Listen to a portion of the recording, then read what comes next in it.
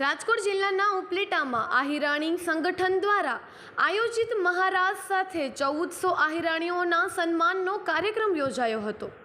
દ્વારકા ખાતે તારીખ 23 અને 24 ડિસેમ્બર 2023ના રોજ 37,000થી વધુ આહિરાણી બહેનોએ મહારાસ રચેલો, જેમાં ઉપલેટા, ધોરાજી તથા જામકંડોળાની 1400 આહિરાણીઓ પણ પોતાનો ભાવ કૃષ્ણ ચરણોમાં અર્પણ કરેલ છે, જેને લઈને ઉપલેટાના ધોરાજી રોડ પર આવેલ ધ ગ્રેટ સૂર્યોદય પાર્ટી પ્લોટ ખાતે 1400 આહિરાણી બહેનો, દાતાશ્રીઓ અને આહિરાણી સંગઠનના હોદ્દેદારોને નિમણૂક પત્ર આપી સન્માન કરવામાં આવ્યું હતું।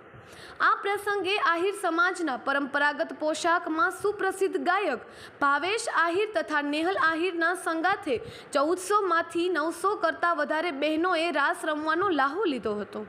આ તકે મોટી સંખ્યામાં સૌરાષ્ટ્રમાંથી આહિર સમાજના રાજકીય આગેવાનો, હોદ્દેદારો, ભાઈઓ બહેનો ઉપસ્થિત રહ્યા હતા। તેમજ કાર્યક્રમના અંતે સમૂહ ભોજનનું પણ આયોજન કરવામાં આવ્યું હતું। ઉપલેટા ખાતે કાર્યક્રમનું આયોજન છે, જ્યારે 23 અને 24 ડિસેમ્બર 2023ના રોજ દ્વારકામાં આહિરાણી બહેનો મહારાસનું બહુ સરસ આયોજન હતું અને એ વ્યવસ્થિત પૂર્ણ થયું હતું। એના સન્માન જે આહિરાણીઓ અહીંથી મહારાસ રમવા માટે બહેનો ગયા હતા, તેના સન્માન પત્રિકાઓ આજે ઉપલેટાના દરેક બહેનોને મળવાના છે, જેને હાજરી આપી હતી તેણે। અને બીજું આજે એ કાર્ય છે કે અમારા ઉપલેટાની જેટલી આહિરાણી બહેનો છે એનું સંગઠન અત્યાર સુધી ન હતું, તો હવે એક નવું સંગઠનનું આયોજન કરવામાં આવ્યું છે। તો આજનો કાર્યક્રમ ઉપલેટા ખાતે આ યોજેલ છે। એ ધોરાજી, જામકંડોળા અને ઉપલેટા 3 તાલુકા વચ્ચે યોજાયેલો છે। 1400 બહેનોએ ભાગ લીધેલો હતો। આ મહારાષ્ટ્રનું એક આયોજન કરવાનો મને વિચાર આવ્યો, જય દ્વારકાધીશ।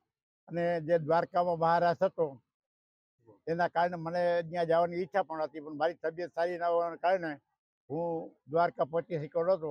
પછી મને મનમાં એવો વિચાર આવ્યો કે આપણે ઉપલેટા, ધોરાજી અને જામકંડોળા વિસ્તારના જેટલા બહેનોએ મહારાષ્ટ્રમાં ભાગ લીધો છે એ બધાને આપણે આમંત્રિત કરી અને ઉપલેટાના આંગણે આ ફરીથી મહારાષ્ટ્રનું આયોજન કરી અને દરેક બહેનોનું, માતાઓનું સન્માન કરી, તો મને વિચાર આવ્યો એટલે આ પ્રોગ્રામ કરે છે। ડિસેમ્બર 2024માં જે મહારાષ્ટ્રની સ્મૃતિ દિવસને યાદ કરી આહિર કુળના બાળકો 1 થી 14 વર્ષના બાળકો મહાબાળ સંમેલન લઈને અમે લોકો આવી રહ્યા છીએ। તેની અંદર સહયોગી ટીમ છે અમારે ઓલ ઇન્ડિયા યાદવ મહાસભાના અમારા પ્રમુખ શ્રી અમિતાબેન બંધિયા, તેમજ દરેક જિલ્લાના મહાસભાના પ્રમુખ તેજલબેન ચંદ્રવાડિયા, એવી જ રીતે દરેક જિલ્લાના બહેનોનો પણ સહયોગ છે। અને આ અમારું લક્ષ્ય છે 5000, ભગવાન શ્રી કૃષ્ણને 5000 વર્ષ થયા છે દ્વારકામાં પાછા ભગવાન આ પૃથ્વી ઉપર બાળકોને મળવા આવે, જેમ અમારા આહિર સમાજના તમામ કર્મભૂમિ, જેમ ઈશ્વર યાદવોની કર્મભૂમિ છે, એમ જે બાળકોનું પણ ત્યાં પોતાનું કર્મ કરે અને ગીતા જે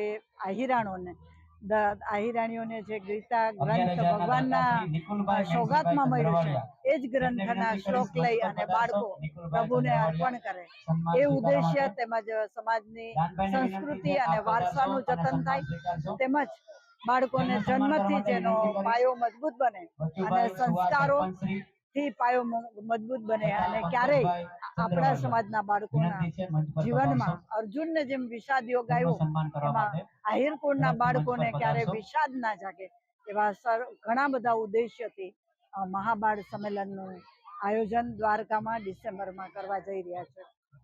અને એ સંમેલનની અંદર અત્યારે 1200 જેવા બાળકોએ રજીસ્ટ્રેશન કરી લીધું છે અને બાળકો ત્યારે સૌથી પહેલી એવું છે કે ભક્તિ યોગ, જે બાળકોની અંદર ભગવાન પ્રત્યેની પ્રીત જાગે એના માટે થઈ અને અધ્યાય 12 ભક્તિ યોગ બાળકોને પ્રવેશ માટે કમ્પલસરી રાખ્યું છે અને 1200 બાળકોનું અત્યારે રજીસ્ટ્રેશન થયું છે। અને આપના માધ્યમથી હું તમામ આહિર સમાજના આહિરાણીઓને કહેવા માંગુ છું કે આપના જો બાળકો 1 થી 14 વર્ષના બાળકો જો આપના પણ હોય તો આપ પણ બધા રજીસ્ટ્રેશન વહેલી તકે કરાવી લેજો અને ભગવાનને આપણે ફરી પાછા દ્વારકા મળીએ અને મહાભારત સંમેલનની અંદર આપણે મળીએ. જય દ્વારકાધીશ.